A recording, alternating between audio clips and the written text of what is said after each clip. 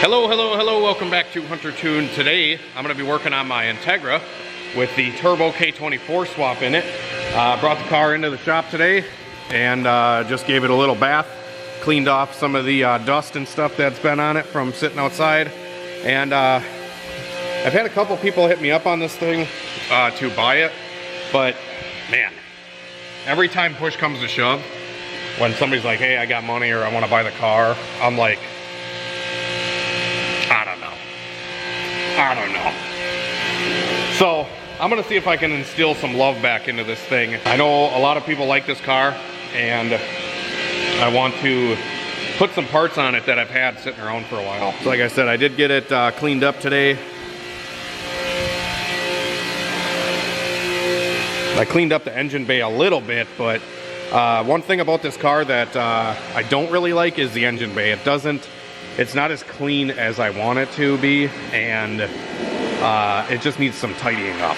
So what I'm going to do is I'm actually going to be installing a new valve cover from Jackspania Racing. If you guys haven't heard of Jackspania Racing, definitely go check him out.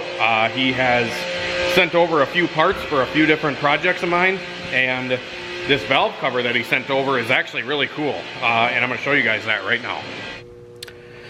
Alright guys, so this is the Jackspania Racing vented valve cover for the K-Series engine, and he sent this to me a little while ago, and I'm just getting kind of around to wanting to put it on, I guess. I haven't really driven the car a whole lot, so I haven't put it on yet. But this is, like I said, the vented catch can, so we can run an oil catch can off of this, and we can vent the motor now that we have, you know, 500 to 600 horsepower. It makes a little bit more crankcase pressure, and venting the valve cover is always a good idea to keep blow-by out of the engine, and relieving crankcase pressure actually can make horsepower. If you guys ever seen dyno testing, there's actually been guys like that dyno a motor and they put a vac, or like a shop vac, on the oil cap, and it'll actually relieve pressure from inside the motor, and the engine will just kind of spin up freer and make more power. Also, I got the Boosted Boiz coil cover plate thing, and signed by Kyle and Wyatt. So pretty cool addition to the Jackspania valve cover. And yeah, without further ado, we're going to get this guy put on, but first we have to remove the other one. But here is a better look at this thing. It does come with this little baffle plate that you have to install. I just put the bolts in. It's pretty easy. And then these are the grommets for around the coils, and you want to make sure that you install these the right way, because if you install them upside down, they'll still fit, but they'll leak and they'll push out like this.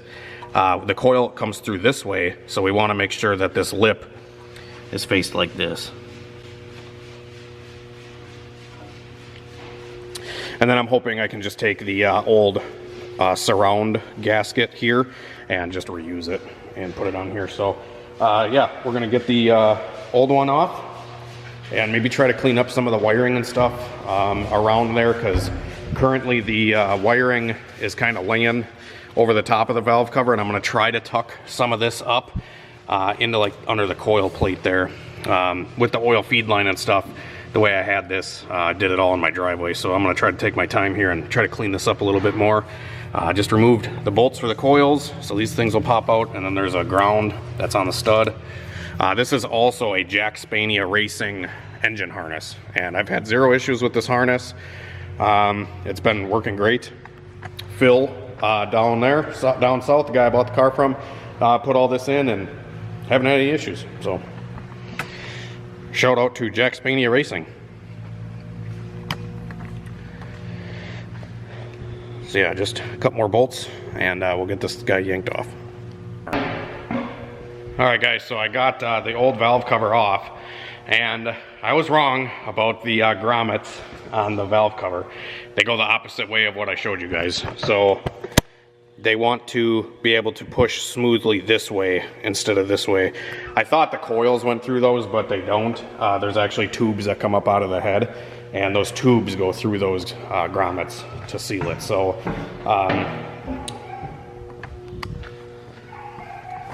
it's the first time I've even had the valve cover off of this motor. But these tubes go through those seals, and you can tell what way they go by just kind of looking at it. You would think they would go the other way, but they don't. I've seen actually a couple people post about the grommets being backwards, and yeah, that's not the way I showed you, not the right way. I'm going to show you again the right way. But yeah, got all this off. Now we're going to get the new one on. The old valve cover gasket was pretty stuck in there, but I did manage to get it out and onto the new valve cover.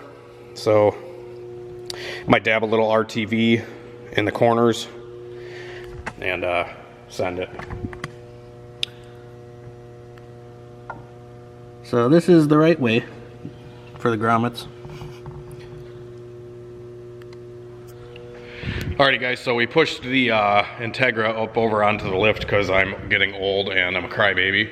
So the Integra is now on the lift, so we can get a better understanding of how to relocate the battery. So we're relocating the battery because we're going to be putting a catch can where the battery was.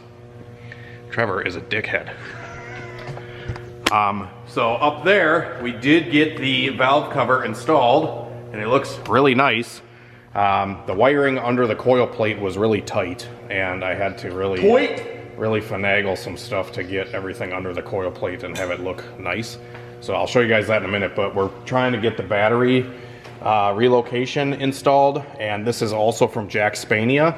So I got the battery relocation, and then I also got the traction bar from Jackspania as well. So these are just bolt in where the tow hooks were. So I just unbolted the tow hooks and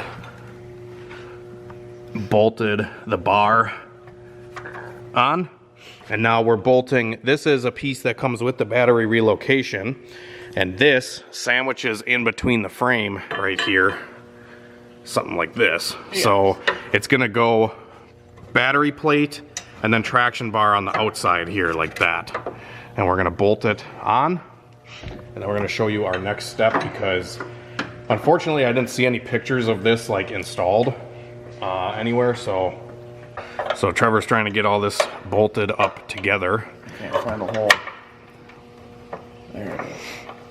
And then what we're gonna have to do is get it tightened down, and we're gonna have to drill through the other side here, and then we're gonna bolt with longer bolts that it came with. I'm assuming this is how you do this. And then we'll kind of give you an overview of it after we're done. But it should be pretty cool. I'm gonna probably reconsider the battery that was in the Integra, because it was kind of dead this morning. And when I do this battery relocation, I'm not really gonna be able to easily jump start it anymore. So I might take the brand new battery that's in the 4-door and swap them out, or just charge this one, because it probably just needs a charge realistically. So yeah, we'll pick up with you in a minute. All right, so we got the battery mounted with the Jackspania battery relocation here. Actually turned out pretty good.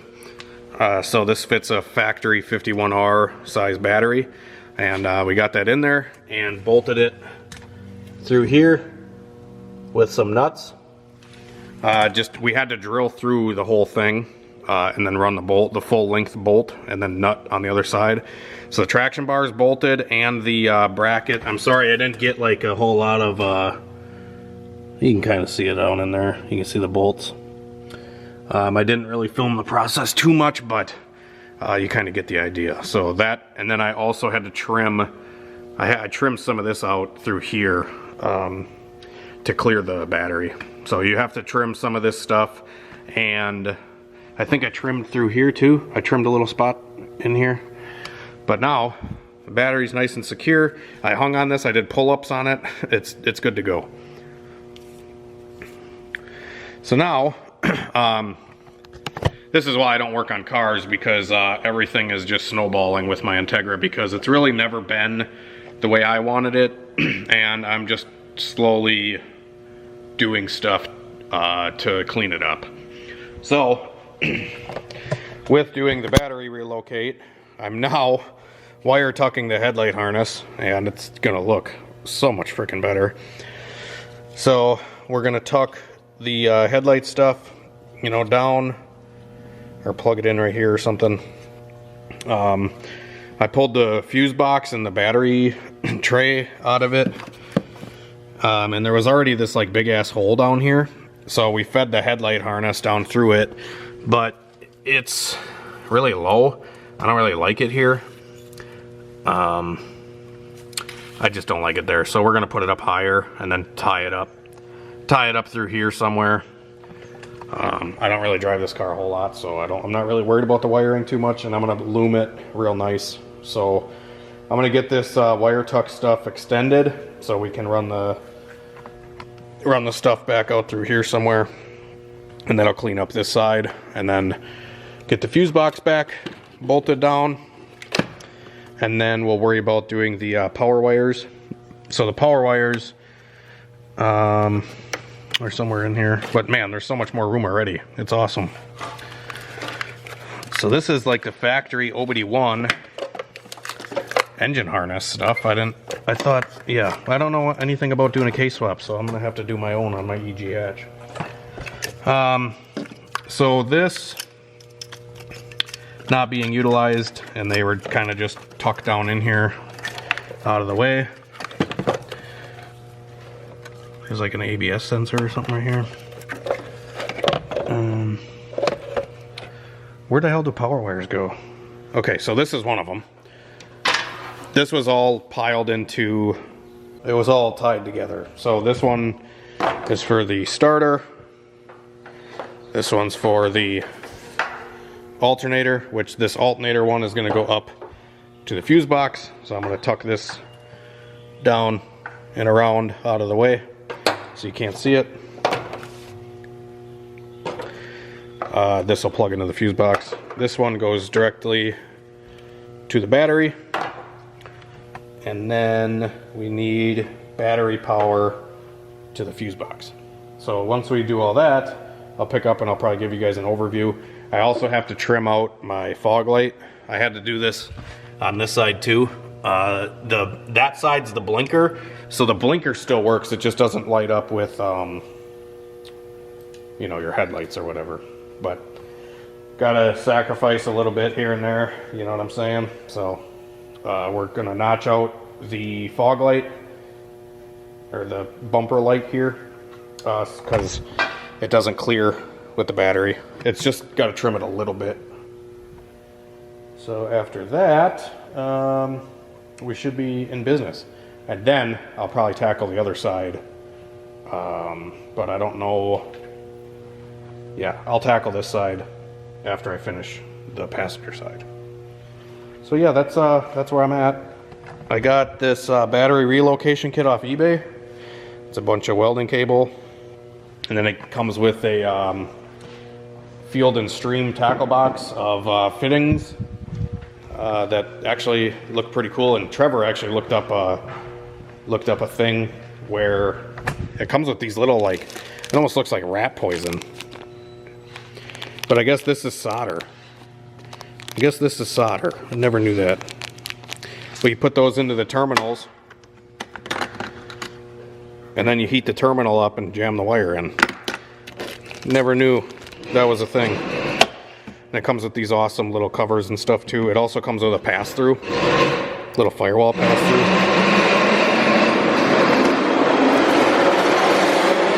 And then it also comes with this juice. I don't know what this juice is. Hey Trevor, what's the PG-VG ratio to this fucking juice? Is this like an 80-20 cloud chaser? Oh, okay. Yeah, alright. Yeah. So yeah, I was just gonna do a valve cover and here I am. That's why I don't work on cars, right? I just go too hard.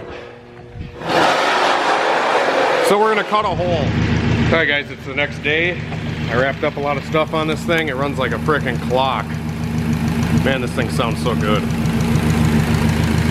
It's so quiet, so smooth.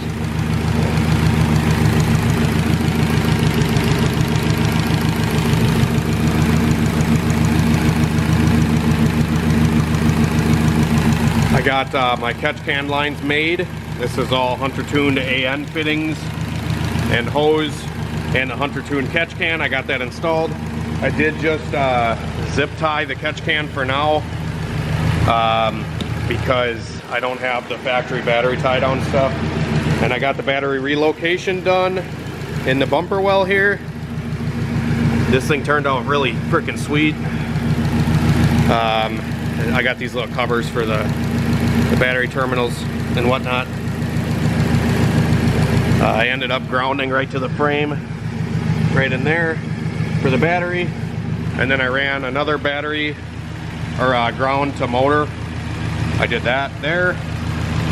Might tidy up a little bit of this wiring if I can still. K-series stuff's a little tight, but you know, for clearance and stuff. I sandwiched my oil feed line and I jammed it under the coil in the valve cover in here. All this stuff is fitting really good. Just hoping that oil feed line didn't, like, you know, because I pushed it in a really tight spot, I don't want it to like rip or whatever, but it seems like it's fine. It'll probably be mint. So yeah, now I'm gonna try to work on cleaning this side up, tucking this side's headlight harness and all that, and then maybe figure out something to do with my wideband wiring. I might run the wideband wiring like in the car, and instead of having the access out in the engine bay.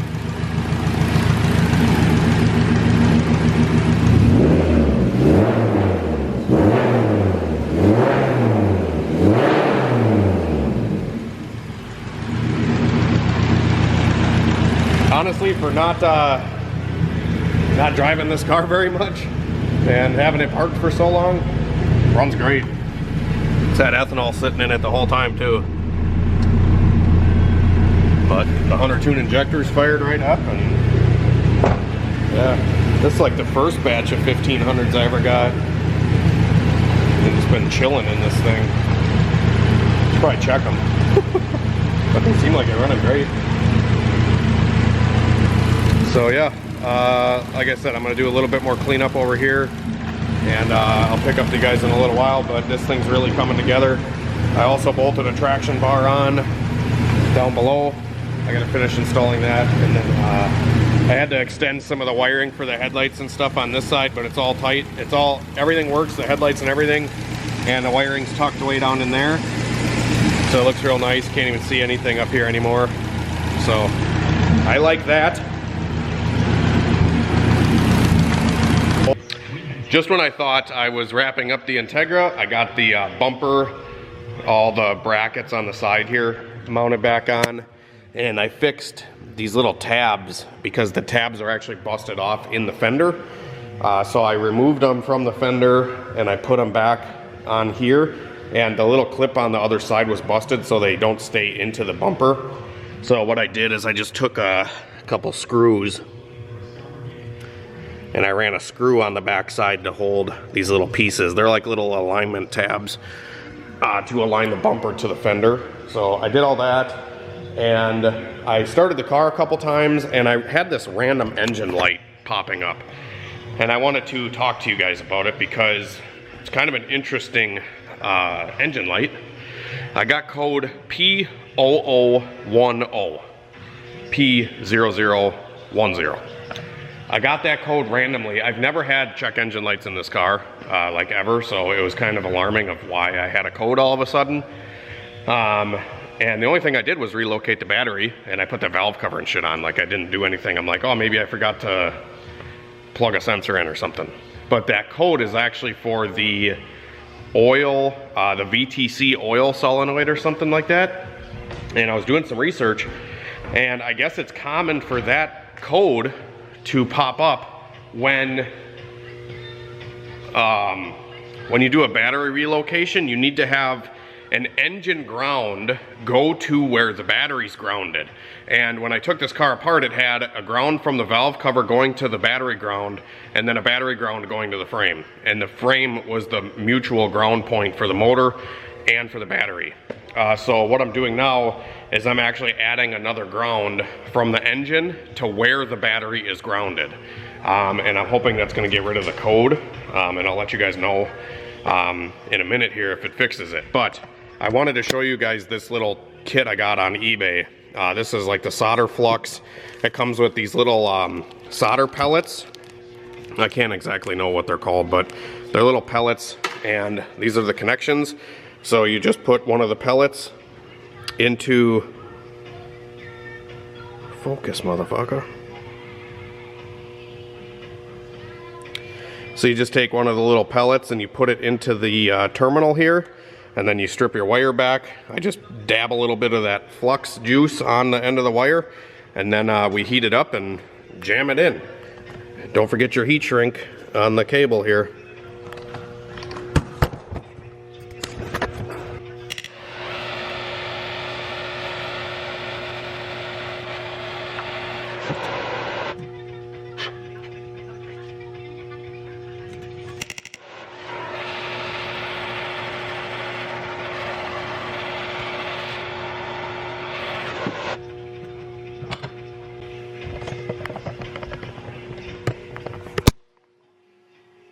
Alright guys, so here's my little connection that I just made, and we're going to get this thrown on the car. But those little kits on eBay, I don't know, it comes with some good welding wire, big thick cable, heat shrink, all the connections you'll need. Not too shitty. Alright guys, I'm pretty much done with the Integra for now. I might dyno the car again and just kind of clean up the tune a little bit since it's been sitting a little while.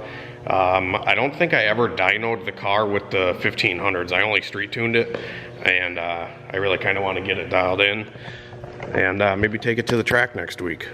But update on the check engine light. I did fix the engine light. It was not the solenoid, even though I did replace it with a new one.